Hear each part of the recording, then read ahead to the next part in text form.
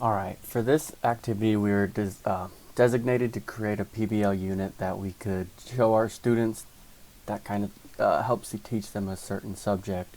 For my PBL unit I also created this PowerPoint just kind of help me talk over it. So what is my PBL unit? My PBL unit is going to be creating a planet. The grade line that I have set for this is I want it to be roughly second grade. The guide that I found online said it can be anywhere from kindergarten to second grade, but I want it to be second grade because they'll have a deeper understanding and little bit more knowledge. Obviously, they're still second graders. This gonna take. It can be however long you set it to be. I'm gonna set my time window for about a month. Kind of give them some time to work on it at home. That way, they can really work on it and kind of bridge up things that they might have struggled with as well. So, what is it? The scenario that I'm proposing to them is that a new planet has been discovered. They are looking through some new telescope that allows them to see further than what was previously known, and just hidden there was just another planet that's just been discovered. This allows them to kind of play into it, so it's going to ask some questions. How does it look? When you are thinking of planets, there's many different styles. There can be water planets, there can be just the red planet like Jupiter or Mars, sorry. So kind of how I wanted it to set up was kind of create a physical ball out of craft art projects. Roughly I want to say about a volleyball. That could be a little large, but it allows them to put detail into it rather than just a blank surface. It's just kind of something that they can use to show that they've looked into it and they have an understanding of what they're comprehending and what they're creating. Another thing, what is it called? Have some fun with it. This allows them to make it their own thing. They can create whatever they want. They can be serious, they can be silly, anything that allows them to kind of work on being creative with the project. Other aspects of the planet, like I said, is it going to be a water planet? Is it going to be kind of like Earth where it has multitude of things? What are some of the things that could live on it? Like, what are some life forms? What are some plants? How do they survive? And what keeps the planet functioning in the way that it should? With this, they're going to have to kind of have an understanding of, obviously, the solar system. That way they can comprehend what other planets might be. Obviously, planets are necessary to know because it kind of lets them base their idea off of that. They're going to have to understand ecosystems to kind of gauge what causes chain of reactions, such as like the food chain, the rain cycle, all these smaller things that play into the overall ecosystem.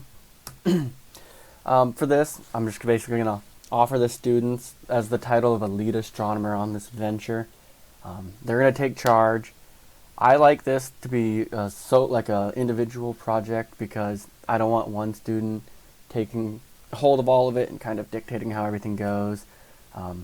They might not agree on a name, color, all these smaller things, so I think it just kind of works better if it's an individual process here. Like I said, things to know, some key vocabulary. You're going to want to know planets, ecosystems, solar systems, telescopes, astronauts, a lot of things that are dealing with space, and then also kind of things, vocabulary that can deal with the planet, like the rain cycle, the food chain, all these smaller things that impact ecosystems as well. Some items necessary, like I said earlier, I want it to be made out of crafting supplies. On the thing I posted on the discussion board, for the end result, I want them to have a planet that they've created, a physical thing that everyone can look at, and then also I want them to have a poster board that they can talk off of.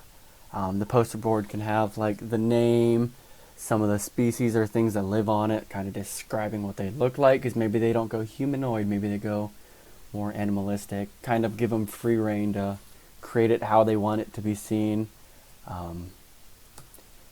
The engagement, I'm going to begin by asking them a series of questions. These are kind of things to get their brain thinking on how they want it to go. What is space? Kind of the broad thing. What is the solar system? How many planets are there? These are all questions that you need to ask the student because this tests their baseline knowledge and how they're going to comprehend how things work. You can go on to do planets have rings? If they do have rings, how many? What are the rings made out of? There are so many questions that can be formed here that the students might not think about. These beginning questions are all designed there to get ideas rolling in the student's head.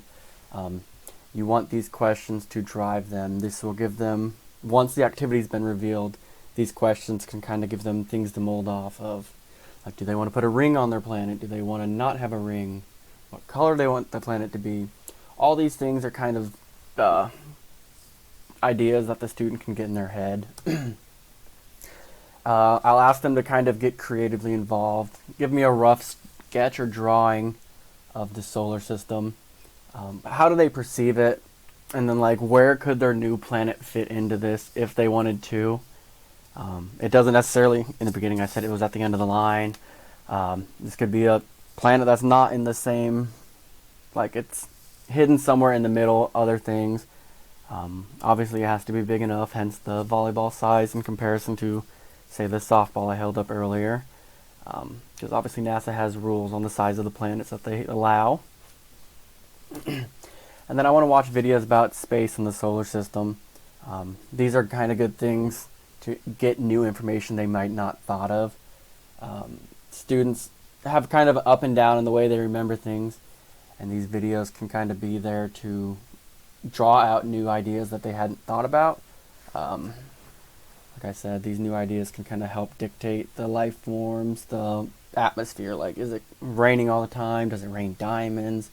All these little different things. These are all kind of questions that you want to put in their head of how does the planet function. Good video that everyone always thinks of is the Magic School Bus. The Magic School Bus was the go-to for everyone when I was younger because it covered everything and they went into great detail explaining everything. The Magic School Bus, I think, has a couple episodes dedicated to space, so if we really wanted to, we can watch multiple videos. But I think the Magic School Bus Lost in Space kind of does it the best because they talk about the different planets and then the reasoning behind them, what they're kind of look like, the base looks. All these things are designed to kind of show the student things they might not have thought about. And finally, I want to turn it into, like, the project into, like, not a science fair. I feel like that was misleading wording.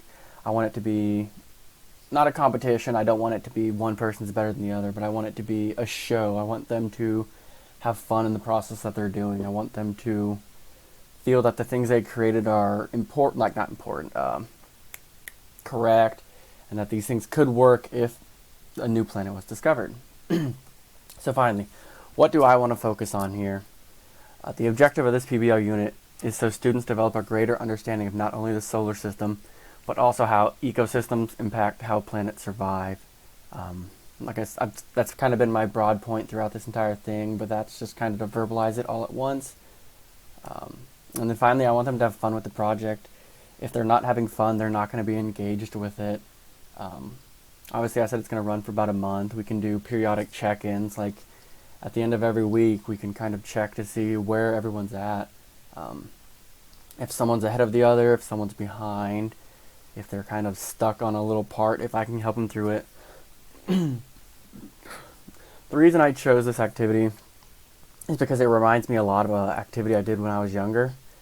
My teacher made us create a cell out of Jello and other things. Basically, you just had to create the cell, and then each individual piece you put in how you thought it was represented. And then after that was done, they were edible, so you kind of let everyone taste test them.